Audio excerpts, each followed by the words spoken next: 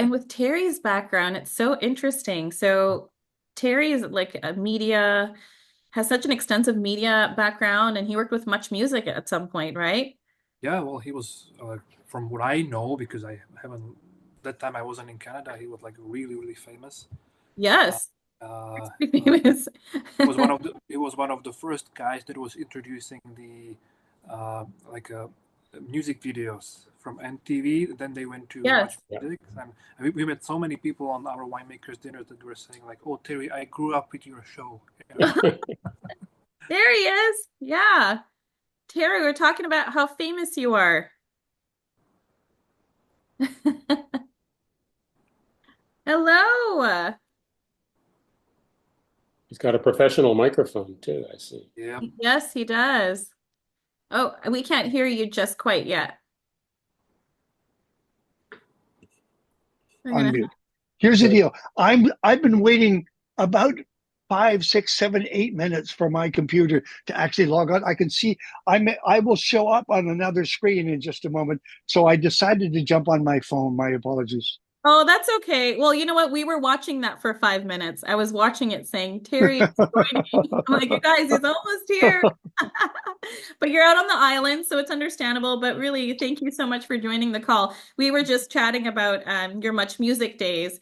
And it turns out you were in a Vigilante movie. Were you in the Fantastic Four? Yes, Okay. My husband fell in love when I said that. He's like, oh. yes, yes, absolutely. So I know that. By the way, congratulations on the profile that you've been able to raise for yourself and Canadian wines, and just wine in general. You you every time that you post, every time that you show bottle shots and just talk about wines, uh, you can see the numbers go up. Well done. Thank you. Thank you so much, Terry. Well, it would, if I was not working with wineries and vendors and brands like yourselves, Yep. I don't think that could happen. But I think it's really like it showcases that we're pulling the best wines from Canada. And Mark happens to be one of our wine club members and is very well versed in the wine world as well. So I love it when Mark's on a call because we can really talk wine. And I was just saying to them, I'm like, do I need to pull a cigar out? Like, is this going to be the boys' club tonight? But yeah, it's been an interesting ride, but I think we've seen a lot of great changes in the last year. So and then I have some questions that I've put together for the evening just to ask you and Michael, especially when it comes to Q&A because it has such a special there's such a special story to Q&A because it's literally the reason why Michael came to the Okanagan in the first place. And then that turned into partnership with you and Jason, which is like it's like a dream that just kind of keeps falling together. And so I guess my first question to Michael is, can you just for our audience, explain how and why you came to the Okanagan Valley to make wine? Like what made you leave? Man, I tell that story better than he does. You want to? Hi, Terry. Hi, Go how for are it. you? Start the story, Michael. Please go on. Like I have a full glass of wine, so like thank you for helping me. Yes, I think we all have a full glass of wine. A Hello, toast Mark. to a full glass of wine, you guys. Here's the story. Cheers. Cheers. Now, here's the thing. We'll work backwards from. I'm at a wine show in Victoria, Vancouver Island, and it's called Swirl, I believe, and it's Mhm. 50, 60 wineries pouring in one room. But there's a guy in the middle of the room, a winemaker's cut, and I walked up to him and said, I'm sorry, we've never met. I'm doing interviews here, and I'd love to talk to you about how you appeared out of nowhere. There was no such thing as Winemaker's Cut, and literally within a year and a half, they were everywhere. How did you get here? What happened? And he said, well, and this is the story he told me, Michael. Yeah, and yeah, that's actually good that we are repeating the story over and over because I realized I'm getting older and my memory is not really that good anymore. So if it wasn't Q&A, I would probably forget the whole reason why I came to Canada. But basically, the story is is very simple. I was with my wife. We were on a kind of a crossroad in our life. That time we were still young, and we were thinking to experience the world a little better, and do some traveling maybe. And it was the right time when we turned on the TV one day, and we saw a famous wine show on the Travel Channel, and we saw Terry and Jason actually doing jet skiing on Okanagan Lake.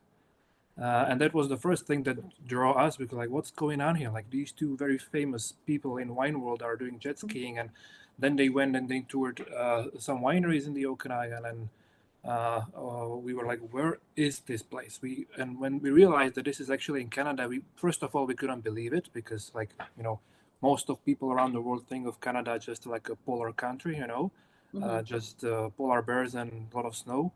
And there it is. There was a desert, There was a beautiful lake. There was vineyards, And when I heard about like the actual temperature in the valley and the climate, I simply couldn't believe it. So we had to see it ourselves. So we came to Kelowna Airport. We landed in Kelowna Airport in 2012, and we never left. You have to understand, they came from Slovakia. From Slovakia. Oh, sorry, that's quite important It doesn't information. matter. We'll change that. Yeah, we'll edit that out. And but I'm talking to him in Victoria, and he tells me this story, and I was just flabbergasted that he's standing there because of a show that he saw us Hollywood and Vines, Jason and I do. And I phoned Jason on the way home, and I said, there's this guy, and he's there, and he's pouring wines, and he's saying, I'm here because I saw your show, and we loved it. Martina and I loved it, and we're thinking about moving, and we moved, and we all of a sudden have Winemaker's Cut. Later, maybe a year later, Michael calls me and says, you know what? We should celebrate this. What do you want? Well, let's make a wine together. What do you have? And he said, I have the makings of a Bordeaux blend in barrel. Been there for a year and a half or so. What do you think? And I said, I love that idea. Phone Jason on my way home. And I said, a Bordeaux blend. What do you think? He said, yes, let's do this. Yes, let's do that. And that's how it happened. We blended long distance on Zoom. We agreed on what we felt our blend would be. Jason had great chops in terms of blending with the Black Hills and Nota Bene. And then at the end of the interview, at the end of a Zoom call later on, Michael very casually says, hey, I have a white for you as well. What do you mean you have a white? We have a white. I made a white. I've got a beautiful blend. What's in it? Marsanne, Roussanne, Viognier. And my day was done. I was so happy.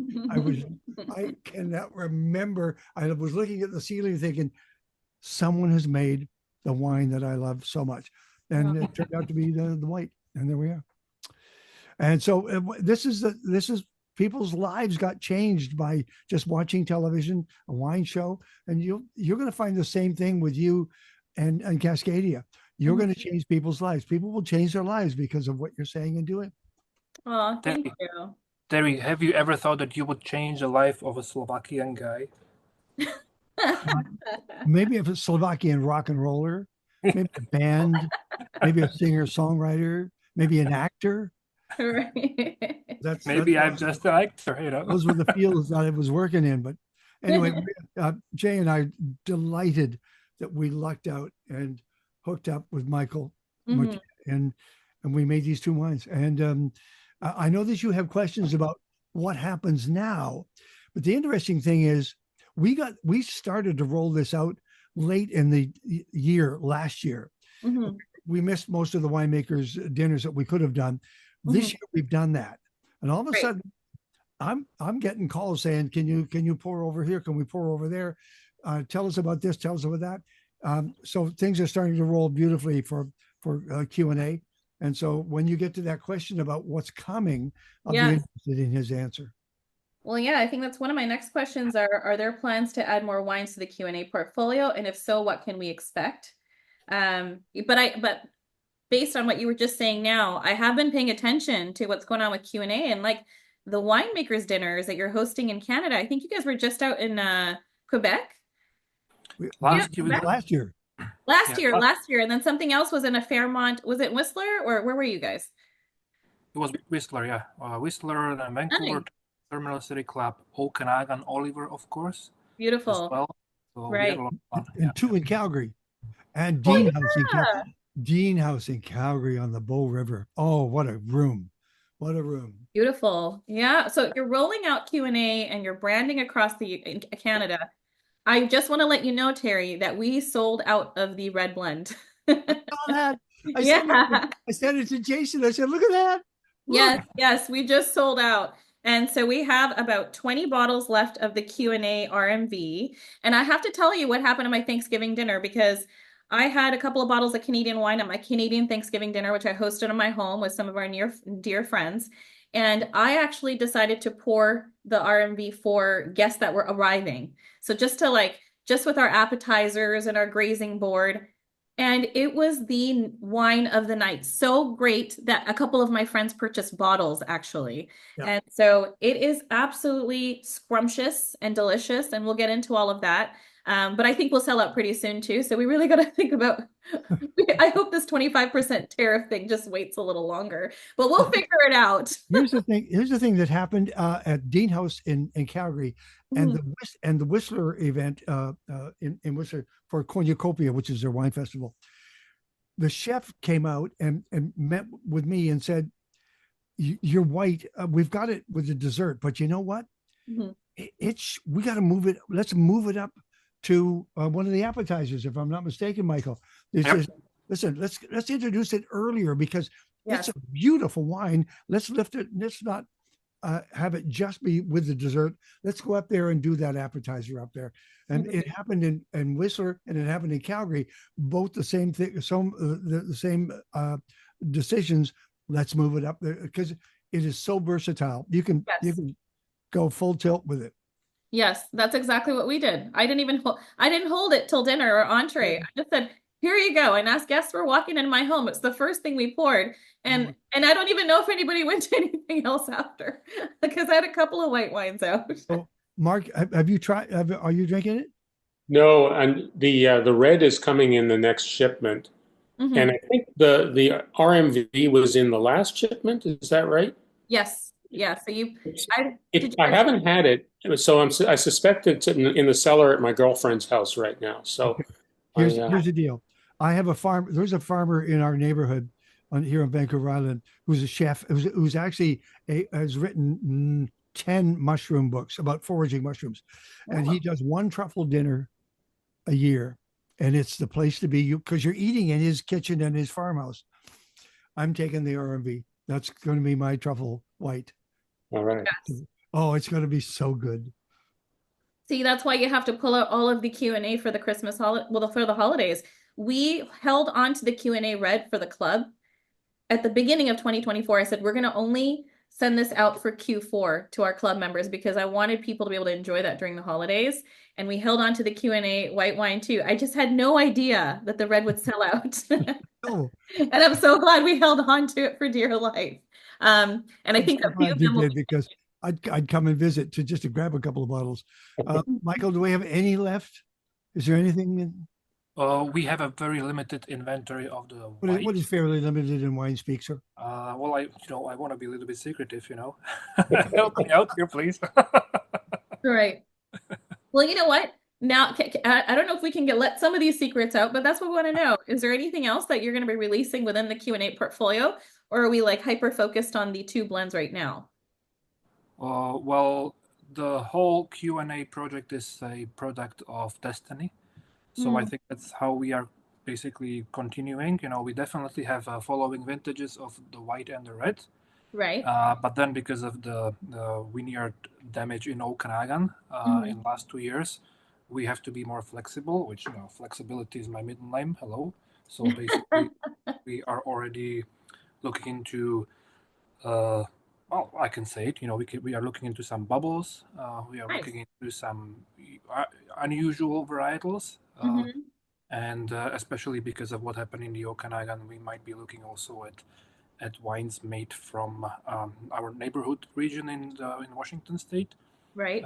which works excellent also for Q&A because Jason is also a U.S. citizen as well. Mm-hmm. So we have like the background story for that, definitely. Right. Maybe Trump will let you get by without the 25% tariff if you've got Washington grapes in the bottle. So. Oh, yeah. I don't know, Michael, we have to think of something because I know one option definitely, and it's called like a pipeline across the border, like the bottling truck. Yeah. a zip line, a pipeline, something. Because that's the number one. You have no idea how many people reached out to me that morning, like almost immediately. BJ, did you hear about the tariff? I was like, yes, I heard about it in my sleep. Let sleeping dogs lie until it's a real thing. Because as an importer, obviously that's something I'd have to deal with. But I think we'll figure it out. Yeah, well, we'll bring you some wine into your warehouse for sure, and let's deal with everything else later. Yeah, But important, you need to have wine in your warehouse, Canadian wine in your warehouse. we have, and that's the thing is, I feel like right across the board, all the wineries we're working with are so passionate about just getting that product into the hands of consumers. Because remember, we've already built your brand up in the US. 7 years ago, it was so difficult for me to even ask anyone in the US about Canadian wine. What are you sipping? It's from Upper Bench Winery. It's their Altitude 2019 from Naramata Bench. Very nice. Yeah. Naramata Bench. Yeah. If you've not been there, it's just an incredible drive. We talk about in Naramata, they talk about wines grown above the road and below the road because the road was the glacial shore. Mm-hmm. And so the silt on the bottom below the road and the silt above are completely different. And that's right on the downside, just as the downside starts on Okanagan Lake. It's a beautiful, and Naramata, people decide when they're going to do the road, they'll taste all the uphill roads, all the wineries first, Hillside, the original, and La Friends. And when they're coming back after Naramata, they'll taste the downside, trying to discover what are the secrets between those two regions. They're literally right across the street from one another, but Right. that was the lakeshore. That's how it all worked out. You talked about wine changing people and people making impacts. I joined VJ's club because you can't get Canadian wines in the U.S. I mean, you get a couple of ice wines from Ontario in Enniskillen, but then my girlfriend and I were thinking, where are we going to go for vacation around Christmas? And I said, let's go to the Okanagan. I know someone who knows people up there. And I reached out to VJ and she put me in touch with a bunch of folks. And off we went and spent 10 great days just drinking wine and traveling around there. It was great. And there were like, literally like no tourists there, right? There were no. Yeah. So you enjoyed all the wineries, all the wines only for yourself. Pretty much, yeah. I would love to do that. Did you get your accommodations sorted out? Yeah, when we were up there, we got a great Airbnb in West Kelowna. Wonderful. And that was just a perfect venue. And I have friends who live about 40 miles north of Kelowna. So okay. I just want to recommend, because Jason and I stayed at Hester Creek, those 5 or 6 suites above the winery, yeah, the most gorgeous rooms. I highly recommend them. Just want to let you know. For sure. There's a couple of wineries out in the Okanagan that you just reminded me. With suites there. I think does Moon Cursor have something on their property as well? They did, but it's now storage. No. Yeah. We stayed in it. It was their residence when they were first starting. And then when we stayed in that suite, loved that suite. But the last time I talked to them, it was being used for storage because they were running out of space. I'll ask if there's a discount for sleeping in their storage room because the view from there is so beautiful. How could they do that? Actually, while we're on that topic, let's maybe share with Mark and the audience as well, like where we are actually, how production in regards to the RMV, where are you pulling the grapes, where the production sites are, because we're kind of more familiar with Winemaker's Cut so far, but maybe we'll get into the white blend. So Winemaker's Cut facility is also the home facility for Q&A. But for Q&A, we were using vineyards. For the white one, we were using a vineyard called Webster Vineyard in Osuyus, actually pretty close to the border crossing with Oroville, with the States, which is a beautiful organically farmed vineyard. In the middle of the vineyard is a wetland, and it's basically a field blend, so the whole vineyard is planted only with Roussanne, Marsanne, and Viognier. And for the red, we were using 2 vineyards in Oliver. One is north of Oliver, Petit Verdot and Merlot, and the second one is Golden Mile Bench, so which is west of Oliver, like a higher elevation, and that vineyard grows Cabernet Franc and Cabernet Sauvignon. Beautiful. Terry, have you had a chance to visit the vineyards? No, I'm not allowed. He's not going to tell me where the vineyards are. My job is to go out there and pour wine and make sure that I'll sign bottles or whatever. No, I'm merely just a hand puppet currently. I keep saying Q&A, but I was sold on Q&A long before I ever saw the wines because I believed in him. I thought this guy makes wine. He knows what he's doing. Yes. You asked, you sent some questions in advance. And one was places in the Okanagan. Now, I'd be interested in Michael's answer on this one as well, because Kelowna is a hot property, Narromata Bench, Summerland, Osoyoos, Oliver, down the very bottom of the valley, right at the border. Okanagan Falls. Some people drive right through it and never know that if you go up to your left on the hill, you can literally walk that vineyard road and just drop into each of those vineyards up on that. It's fantastic. And now across from it is Culloden, which was nobody ever went there. All of a sudden they're growing like crazy because they realize that they can grow beautiful wines there. And then there's Painted up on the bluff, there's Painted Rock, and there's a Blasted Church. Oh my God, it's beautiful. And it's all in one area. Yeah, well, isn't Meyer Family Vineyards out in Okanagan Falls? Which one? Meyer Family Vineyard. Oh, Meyer Family. Oh, yes. Yes. Well, Chardonnay, Pinot. Chardonnay and Pinot to die for. That, because it said that's what we're going to grow. We're going to Pinot and we're going to do Chardonnay. Meyer Family Vineyards Pinot and Chardonnay is amazing. But have you had their Gewürztraminer? Have you had the Gewürztraminer out there?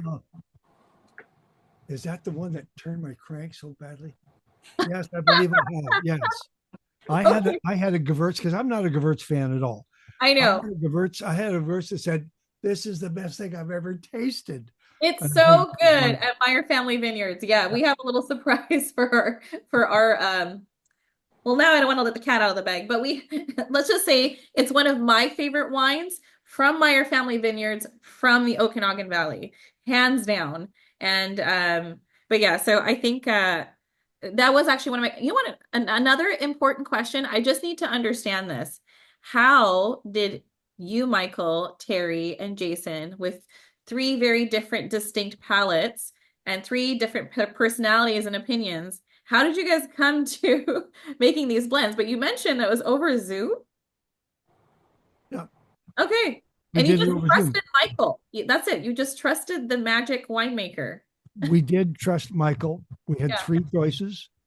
But I mean, and especially Jason. Jason, again, had helped to make Nota Bene, had been a partial owner of that winery. And he knew because Nota Bene is so notoriously great, he knew where the sweet spot was in that blend. And he knew when Michael hit it. Michael hit it. Yeah. I know it's Cabernet Sauvignon heavy, which is, I think people are a fan of that. And that's hard to find, especially in the Okanagan. A red blend that is Cabernet Sauvignon heavy, but has like that density to it. But just before that, just really quickly with the tasting notes with the white blend, if you can just tell us from your perspective, the aromatics, and then I want to jump right into the red as well. I know what I smell, but I just hope from the winemaker's perspective, and Terry, your perspective too, because I know you love this wine, and I know why you love this wine, because I love this wine. So, Mark, eventually, when you and your girlfriend enjoy it, you're going to remember everything we're saying right now. Exactly. Yeah, for sure. Yeah. Well, if I may respond also to the first question, to the previous question about Mhm. how we managed to put our three palettes together. I think it's also important that every successful project needs like-minded people, and I think that when for years when I was watching Hollywood and Vine's TV, I simply knew that we would be like-minded people, especially in wine. So I was really confident that everything will work out well, and hopefully Terry, you can confirm that we are kind of like-minded people as well as far as wine, especially. And now to Q&A, Ruslan Marsan Viognier. Well, this is the first time I was able to make Ruslan Marsan Viognier wine. It's kind of for a winemaker from Slovakia where you work only mostly with Blaufränkisch and Grüne this was like a dream come true. So I knew how it should taste like, smell like, how to look for the vineyards, look for the grapes in the vineyard. I was just really excited because every vintage is different, every vineyard is different. So I'm happy that with this wine we were able to capture especially the freshness because Roussanne Marsan Viognier blend can be quite heavy white wine, but we were able to capture the freshness, the acidity that is very important in wine from my Right. perspective. And then it still has the very beautiful characteristic of like a honey, candied lemon, apricots. So it's kind of, you smell it and you see like, oh, this is a serious wine, but it's actually talking to me very lively and freshly. So it's kind of two different worlds together. And every time I open a bottle of this wine, it's just oh, I'm almost getting goosebumps.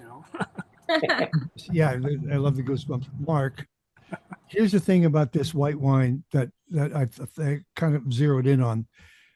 We all drink white wines. We all we have uh, uh, certain elements that we want out of a white wine. I've never had a white wine that actually touches all of the bases, and more importantly, it has the construction and the balance and the depth to become a winter white. When we change our food and we go into stews and heavy soups and turkeys and chicken and heavy winter food, it's the one white wine that I've found can match those. You don't have to switch to a red. That white wine will take you through it. It's an amazing wine. It's amazing. Mm-hmm. Mm-hmm. Nice. It's got that richness body. Yeah. Yeah. In regards to oak, what did you end up using for the R&B? For the R&B, we used only Slovakian and French, Slovakian oak especially. I think there was some French, but not a lot. Mm-hmm. And we were focusing on a little bit of first fill, so brand new oak, but mostly second fill and neutral oak as well. So part of the wine fermented also in this oak, but very importantly, part of the wine fermented and aged only in stainless steel to retain and the freshness that we were able to capture. Beautiful. And in regards to, you mentioned something about Blaufränkisch. Do you have any plans to grow that out in the Oh, Okanagan? you're not going to make I, Balkakish. No, tell no, me not. I have to say it because I'm kind of a fan. I'm just curious. I'm an importer. I can't help myself. I mean, that's the same as Grunewaldliner. If you think of Yes. Grunewaldliner as just a simple Yes. varietal from Middle Eastern Europe, Yeah. then you might be disappointed. But If it takes 15 minutes to talk about the wine, people will lose interest. Well, Frankish, that's a tough sell. You know what? He made a killer Gruner Veltliner. I'm telling you, his Gruner Veltliner is one of the most popular white wines in our portfolio from the beginning, which is why we keep importing it. If you can make a killer Gruner Veltliner, I know you can make Blaufränkisch. That's why I'm putting it out there because I love Blau. we just have to change the name of Grunewaldliner and Blaufränkisch. Yeah. For the American market. Well, it's interesting. We have a Blaufränkisch and Pinot. Yeah, we've got a blend from New York, from Ravine's Vineyard. Do you have any more questions of me? My dinner just arrived. Yeah, I think well, did you I know? have one question for you guys. You said you did your tasting, your blending over Zoom. Michael, did you send bottles of the pure varietal and a graduated cylinder and say, go at it? Yes, Yeah. exactly. Okay. And I had to make sure I marked the bottles correctly because then if you would they tell me like, oh, this is number one, like which one was number one? Yeah. There were three of them, 1, 2, 3, and I think we chose two. I Well, think so. And it was exactly where we lived. It was really good. I mean, you know how personal wine tasting can be, and if your name's going to be on the bottle, you better agree with what the winemaker has constructed, and it worked out beautifully. We're Good. very lucky. Listen, I love this, but I gotta go. no, you got to have your dinner. I don't blame you. Yeah. I have a cheeseburger. No, now I can smell it. My dog. To my dog, who's just right there, and she's just laid her head on my lap, saying, Oh, "Please, Wow. Dad." Pleasure meeting you, Terry. yeah. Thank It you, was, thank you so much, thank you for joining us. It was a pleasure. and thank you for everything you're doing. I Oh, I appreciate it very much, appreciate you and thank guys. you, Mark, for joining Cheers. us. Cheers, buddy. Cheers. Cheers, Cheers. cheers, everybody. Thank you. We'll catch you later, Terry. Okay, bye. Bye, Mark. Bye. Oh, that was nice. It's nice to get different perspectives, right? Like sometimes you meet a winemaker and then sometimes you meet proprietors and it's like different angles of what's going on in that business from like a business Mhm. perspective as well as from a production side. So last week, me and Mark, we met with Bill Knudsen from Spearhead. And of course, they've had a ton of success this year. And I'd met Grant, the winemaker at a winemaker's dinner out in Los Gatos. And it's just crazy how different the perspectives are because Bill's like, I'm too tired to tell you about my favorite restaurant because I'm running a business over there. I'm too exhausted to even think about where to go eat afterwards. And then you have Grant, who's quite social. But even when he's talking about the wines, like there's a difference between talking to the winemaker and the proprietor. It's just different ways of running a company. So, but you do both, right? You're Yeah. doing everything. Correctly, yeah. Yeah. So I have a very different view on both ownership and also winemaking. Yes, exactly. And you've been so successful at it. And that was one of the reasons why I was so curious about how you manage like working with Jason and Terry from a distance, because what you guys have curated is really spectacular, but that's so hard. You know what? People during COVID had their children sitting behind laptops trying to get through elementary school and high school. They were having like literally their graduation ceremonies over Zoom. Now imagine trying to make a product that you have to take to market over a Zoom call. That's crazy to me. I don't know if I could do it because you're investing time, money. Like Terry said, you're putting your name on a bottle. You have to be absolutely gung-ho about what's happening. So I'm asking, like, did you go out to the vineyard? He doesn't care. He trusts you so much. Like I would trust you because I think you're one of the best winemakers Canada's ever had. And I say it all the time, right? And so I really do think that you bring such a different and maybe it has to do with the fact that you're from outside of Canada and you've got like this lifelong habit of making amazing wine, like even when you're in Slovakia. So, and we've talked about that during our winemakers cut calls. So, yeah, like how was that experience for you outside of Terry and outside of Jason? Like, did you ever have anxiety about, oh my God, they're not even trying the wines yet, or like what's gonna happen here? Oh, like first of all, it was definitely pure joy to work with them. Okay, They're really yeah. easy-going people. They want to have fun with the work that they are doing. So, which is also my like attitude as well. I just don't like to do the work because I have to do the work. It needs to create some fun. It needs to create some sense into your life, and that's also our understanding of wine. So the way they made their show, Hollywood and Vines TV, I knew that these people um, are not making the show to show everybody how knowledge are they about wine. They wanted to show people like, hey, wine can be really part of your life, whoever you are, whatever kind of wine you like, and and that's why I like to work with them when creating this wine. And what was the other part of the question? Sorry. You know what? Even I don't remember. I'm just so I think Well, this was oh, you asked about the anxiety, like yeah, I mean I would have a little, I work with contractors in the US all the time. And even though we can't, like our photography team is in Philadelphia. They are the most amazing photography team. And Harry was just asking me about, you just mentioned like the photography. Every time you have a new product shot go out. You know what? The fact is, we invest our money in that. That's time and money we invest in them. We've never met these guys in person, but I found out that they shoot for the Kardashians. I was like, must be good. But it has taken someone like myself to have the courage to say, hey, I'm willing to invest my time and money with these photographers who I've never met, but they look pretty credible if they're shooting for 818 Kendall Jenner's tequila. And yeah, do you get anxiety as a business owner sometimes? Absolutely. You Sure, know, that's part of yeah, the business life, definitely. part of the But business life. also like after we moved to Canada, it also taught us that we lived our life in Europe. Basically, we could say that we worked to live. But after we relocated to Canada, we quickly had to adjust that if you want to achieve something, you have to live to work. And there was the best part was that our work is basically our life, so it was easy to combine. And then I had some times when I was thinking like, oh, how is this going to turn out? How is this going to age in a bottle?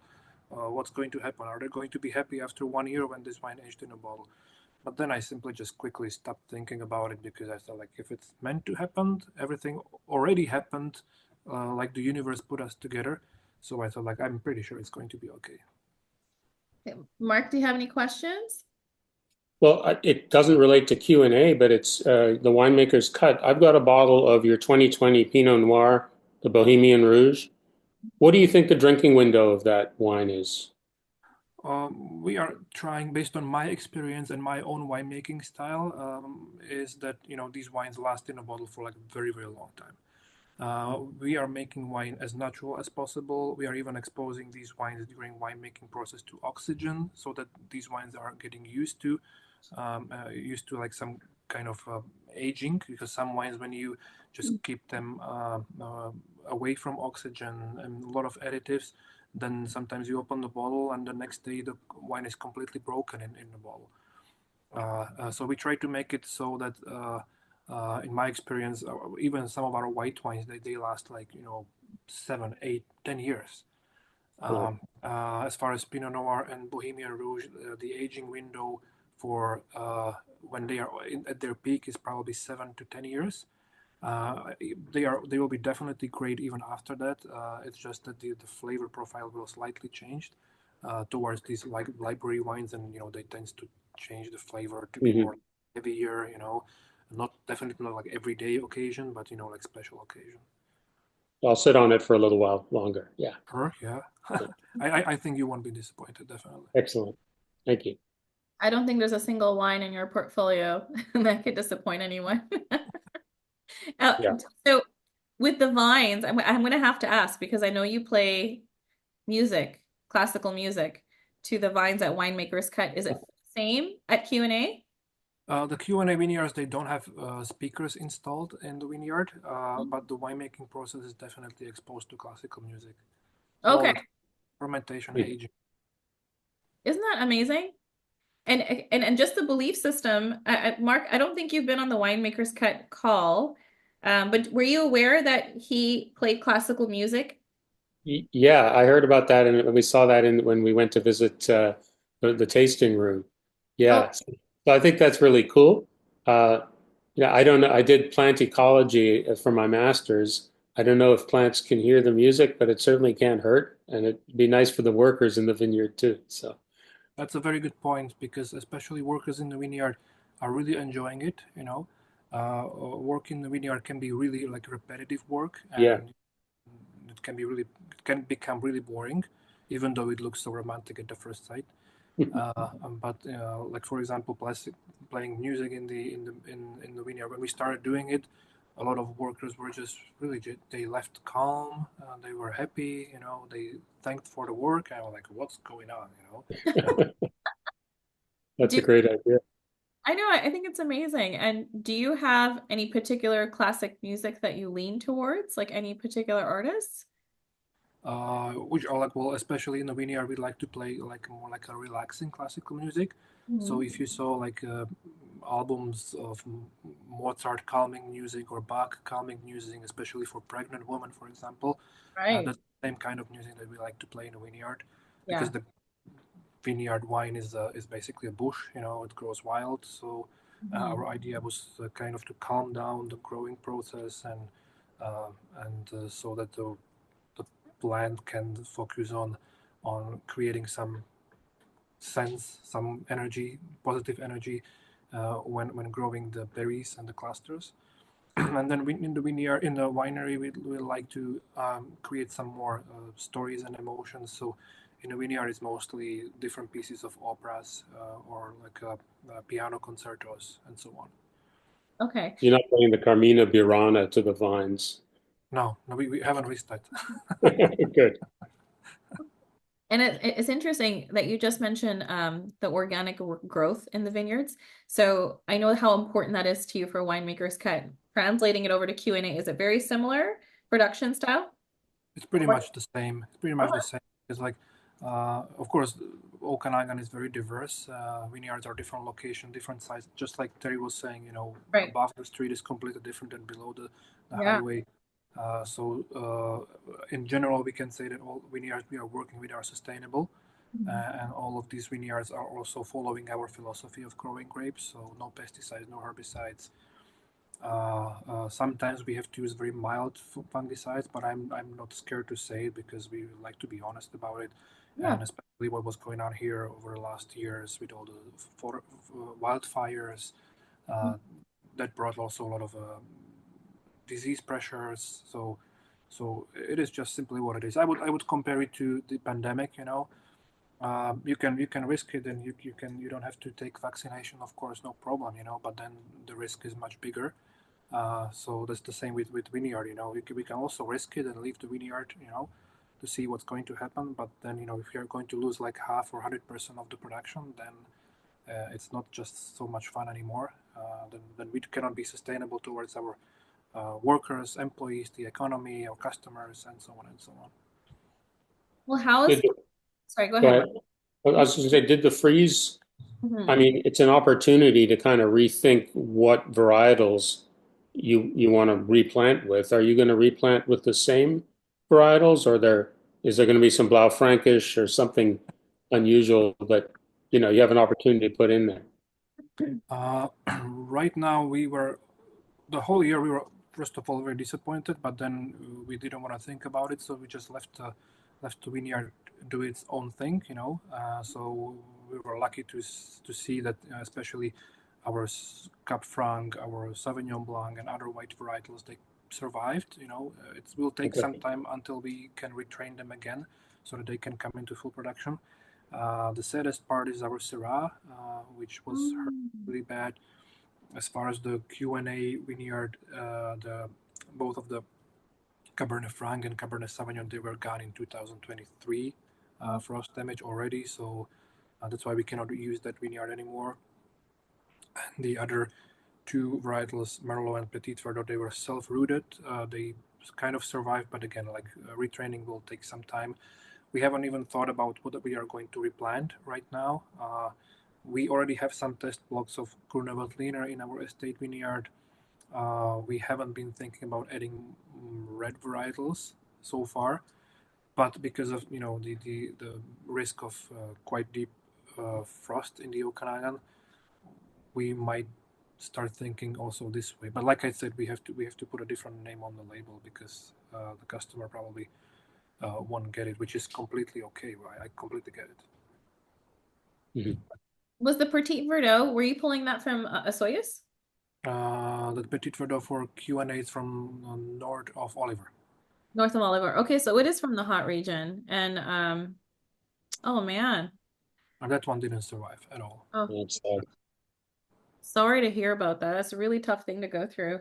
Just because that's what we bank on in Oliver and Asoyas area, right? The desert region. You're banking on those like big, deep reds. And the Syrah. Or Syrah from Winemaker's Cut. Oh yeah. Well, Syrah was hit probably the worst because it's also a little sensitive varietal. But I already heard that some winemakers are going to replant with the Syrah. They still believe in Syrah, which is beautiful. Mhm. From our perspective, we have to look at also financial stability at the winery. So Right. I don't really want to plant the Syrah so that I have to replant it again next year and so on. So we'll see.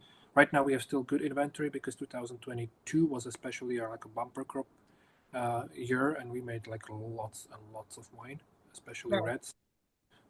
So it should keep us alive for a couple more years, definitely. And then we'll just go with the flow. Well, I think it's important to mention that Okanagan Valley does really well with Cabernet Franc, Syrah. Um, I think some of the wineries do really great Petit Verdot. I like Moon Cursor's Petit Verdot is, I can't even describe it. It's so good. And Moon Cursor is out, and I think a Soyuz. Yeah, he's Yeah. right at the border, exactly. Yeah, that's another one. Mark, we've carried Moon Cursor wines back in the day, and I'll get in touch with Beta, but it's a quantity thing sometimes with some of the Yeah. wineries. It's not enough quantity to export into the US or ship out. But next trip to Okanagan, I'm going to tell you to go to Moon Cursor as well as Sounds good. yeah, continue going out to the wineries that we're working with. Yeah, it's just I don't know, it's just really heartbreaking that so many wineries lost out this past season, but I know that it's not the first time Okanagan's gone through something. It's just you guys can kind of pick up and rebuild. It's like when live in Florida. I don't think do you get hurricanes out in Louisiana? Oh yeah, yeah, You we do. do? Okay, but you guys just like pick up and rebuild and you move on like it didn't happen? Yeah, I mean, Katrina, obviously, it Oh took God. longer. But Yeah, yeah, there's a certain like, psychological resiliency right. amongst people who live here because that's just part and parcel of living in Louisiana. We Mhm. all are tuned to know our weather and looking at the storm tracks, and it's just part of life. I'm personally tired of it. I want to move someplace that doesn't have hurricanes, but uh, for now, California. well, cost of living's pretty high there. We were thinking Western North Carolina, and then look what happened there. I Uh, know. yeah. I know. It's devastating what happened in North Carolina. I can't even believe that. But I think I was born in the Fiji Islands, and that's one of the things I remember my parents talking about, like, yeah, it's just hurricane season. We would actually fly from Canada to Fiji in December to visit family, and it's hurricane season. That's how immune they were to hurricanes. And Yeah. we'd show up, and the day we landed was a category 3 Hurricane Andrew, and then before we left in 2 weeks, it was a Hurricane Kina had rolled through as a category 4. I was like, "How is this normal?" And they're like, "It's Wow. just normal. It's just like a big storm." So that's why I'm just, like half the island washed out, and we're just like sitting there eating sugar cane. Parents like, "It's totally fine. We'll just go back to Canada in a week." But yeah, and I think that kind of in a sense is I think what the Okanagan is experiencing because remember 5 years ago it was like I think the fires, right, that was really impacting the Okanagan. And Mark, we chatted about that with Bill a little bit about how the smoke will just sit in the valley Yeah. and it's just so dense actually in some places. I remember like that same trip with the client that ended up getting the zebra jeans. I was telling Mark and Bill that I went to Poplar Grove restaurant with a client, and when we walked in, she was wearing white jeans. And like halfway through the dinner, I looked over because we're sitting outside and it looked like she had like a zebra print thing going on. And in fact, it was ash sitting on her pants. And I know you've experienced this if you're in the Okanagan. It gets so thick. And not only that, when we were in Penticton and going to the hotel right on the water, you could not see the lake, right? And this is just nature. This is just nature taking its role. This is just whatever's happening with the climate. And then Bill told us an interesting story how back in the day, I think when he was in elementary school or something, how the lake froze over. So I think it just happens in cycles. And like we talked about that, Mark, a little bit about climate change and if it's actually really a thing, or is it that just this is not a big scary thing? Maybe this is just something that happened in 2024. It's interesting that you bring up the fires. One of the wines that we tasted of yours was Yeah. a Cabernet Franc, and it was from a fire year. And it had the most amazing kind of charcuterie notes to it. And we loved it. We bought some. It had smoke in it, but it wasn't, what you hear about smoke taint and cigarette butts. It just added this complexity and this smoky charcuterie note, meaty note to the wine. It made it great. I'm glad you like it because I like all of the wines from the 2021 vintage. They are completely unique. And even when I see our sales, like they are faster selling than other vintages Yeah. because other vintages you can still compare. Mhm. This vintage was just so unique especially because of the smoke. And I think again we didn't do anything special. we just left nature and the fermentation to deal with it itself. And I don't want to tell you the secret because it's my secret, but it's completely natural, just temperature regulation during fermenting and aging, and it just created beautiful wines. I'm really happy about it. Even just recently, I visited a trade show, and they were showing us like different filtration methods of removing smoke taint. So I smelled the wine that was before the treatment, which was like basically like smelling an ashtray, and then they showed me this is the wine after the fermentation, and I smelled it, and it was way worse than our natural method of removing the smoke taint. Wow. Okay, so I was worried about a 21 vintage, but I shouldn't be because like it's the reality is actually way worse, you know. Yeah. And I know the Hatch, they had the wine smoke show that year. They literally took their wine, which was smoky, and called it the smoke show, and they sold out. And people loved it, like yourself, Mark. They must have been doing something right. But I just realized we have 5 minutes left on the call, and I need to ask you about the the blend, the red blend, because everyone's receiving it in their Q4 pack. But I personally, I don't know, Mark. I don't know if you're having as much fun as me. You know me, I get my cheese played out. But we have so much fun on these calls that we sometimes go over by a few minutes. But let's get to the red blend before, because Michael has a whole family to get back to. I know. Red Blend, first Q&A release. This was the first one that actually created a Q&A, beautiful Bordeaux style blend with mainly Cabernet Sauvignon, Merlot, and Cabernet Franc, a little bit of Petit Verdot. Terry and Jason taught me about the Petit Verdot, how it's adding more shoulders to the wine, and they really kept pushing at me so I get out of my comfort zone to create wine that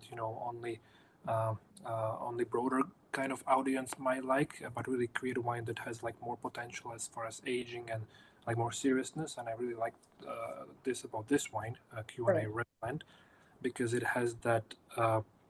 It's kind of smooth but firm at the same time, and that's the true description of Okanagan Valley Big Reds. They are not just really tight and tannic and harsh, and you have to wait until they you can drink them like until the tannins are softening, but they are really they have that freshness, that smoothness already like a couple of years after bottling. Yeah, I think I agree with the Petit Verdot. There is something about Petit Verdot that adds an inkiness to a red blend. And then the thing about Cabernet Sauvignon from Okanagan is it tends to be fresher, you get more acid in it, obviously. And then you get this brighter, along with the brighter acidity, you just get this like bright fruit. Okay. So I think it kind of needs that balance of Petit Verdot. And some of the best blends I've ever had from the Okanagan has Petit Verdot blended into it. And so I think that's what's really magical about it. So you guys nailed it. You absolutely nailed it. That's the nature doing its thing. I was just happy to be part of it. Yeah. Well, and I've had the Nota Bene and Nota Bene from Black Hills. So Jason Priestley was, I think he was partner there. And it was at one point it was selling in the US, and so we had a couple of American clients that have reached out to us for Nota Bene, and I think they've stopped exporting. But it's an incredibly big red, and it's just delicious from start to finish. It kind of reminds me a little bit of the Poplar Grove Legacy. We used to have Poplar Grove Legacy in our portfolio. We sold out, obviously. But when you get that right balance in a blend, like you said, it's not overly tannic. Yeah, it's obviously going to sell out, and I'm not surprised that the Q&A red blend sold out. Because remember, Mark, we introduced the Q&A as a completely new brand. Was it a year ago or 2 years ago? Almost 2 years ago, yeah. Almost 2 years ago, and I think it was like right after COVID. Yeah, it was right after COVID. And think about that the fact that the red blend is now selling out. Now everybody here kind of knows what Q&A is, and people have reached out to us and asked us if we're going to be expecting more Q&A red. Beautiful. Good sign. Hopefully you are. I know. Well, we're gonna have to make it happen, Michael. We always do. Yeah, but I guess before you go, can you tell us your favorite spot to dine and your favorite spot to wine other than Winemaker's Cut and Q&A? Just because we like to have a perspective of the professionals. Easy. Poplar Grove Restaurant in Penticton. See? Yep. And Love European and La Stella Winery in Oliver, Osoyoos. Oh, Yep. okay. Very favorite winemaker, Severin Pinta. She's doing an absolutely incredible job. Love European and what was the second one? La Stella. La Stella. Oh, Okay. Have you been there, Mark? no, when we were there, it was over the holidays, right before New Year's, and a lot of places were closed. So it was difficult to get to a lot of the wineries. Right. You know what I think I should plan if we have enough people that are interested is a tour. Yeah, I yeah, honestly think so because we on top of that we get wine tour discounts. yep. Or I could be the tour guide There you go. the wineries because I have these awesome relationships with these winemakers. But Just yeah, don't be the designated driver, okay?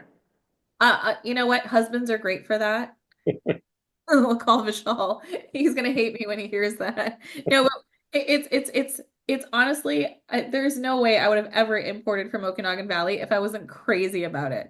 I think it's one of the most beautiful places in the world, and I've traveled, but it just like it stole my heart, and it was just like bringing a little piece of home with me to the US. And I can't tell you how many doors I've knocked on in the US where people thought I was crazy. People in Canada asked me if I was crazy to try to sell Canadian wine in the Napa Valley region, like one of the biggest regions and most famous regions in the world. Like, are you crazy? You want to sell our wines out in Napa? No one's going to buy it. And I said, no, because it's a wine educated demographic and they're smart and they're gonna recognize good wine. And that's what we did. We didn't go out and buy the cheapest wines that we could so we could just like, make a profit.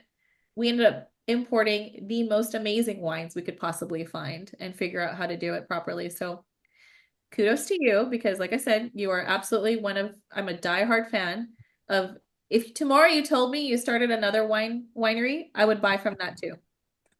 Absolutely. I know a good winemaker when I meet one. Okay, Yeah. let's talk tomorrow then. Yeah, right. Project. You just never ever know. You just never ever know. And yeah, thank you again for always being so supportive. And I'm really excited about this brand.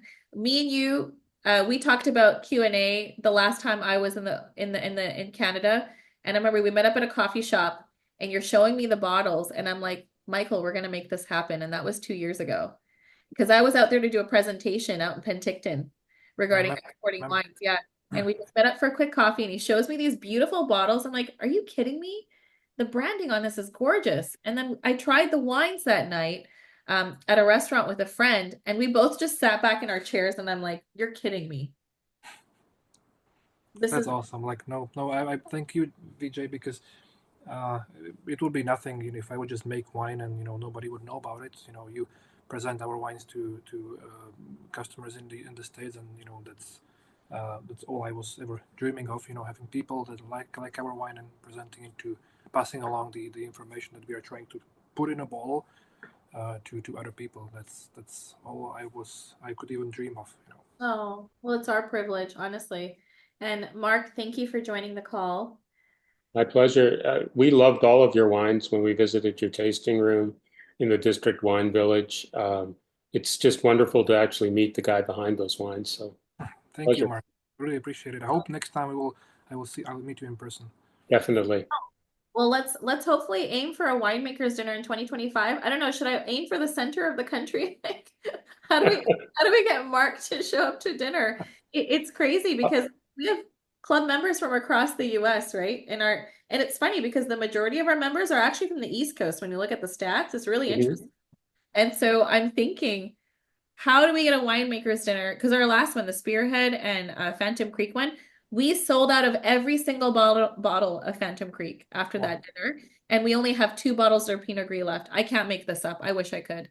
But we've sold out of everything. And it honestly, it's just phenomenal what happens when people actually interact with the winemakers and you get to sit down and have meals with the actual product in front of you. And the chef we were working with curated the meal around the bottle. It's not like they picked something off the menu and said, hey, let's pair this. No, I sent every single bottle to that chef 3 weeks in advance, and then he curated a dish around that wine. Fantastic. And that's the only caliber we're going to be running with when it comes to winemakers dinners. So let's figure something out for 2025. We'll make it happen. I don't know if we can get Jason to show up. Hopefully Terry will show up. Oh, Michael, I remember I told you, call me crazy, but I still think I still dream about it. Uh, Doing a winemaker's dinner of Q&A wine in the middle of Napa Valley. Do it. we'll be Yeah. there. Yeah, and I think if we do it, then Jason will show up for sure. Sounds like a plan. I'm retiring from the university at the end of May, so I'll have lots of flexibility. So definitely. Oh, we'll have to celebrate. That's amazing. Yeah. Well, wait until we release the sparkling wine. There you go. Have a full dinner. We'll start off with the sparkling, go into the R&B, and end with the blend. Sounds like a deal. Well, thank you very much, everyone, for joining the call. I think this is one of the virtual wine tasting that goes down in the books. Has to be absolutely. These are some of my favorite ones. So.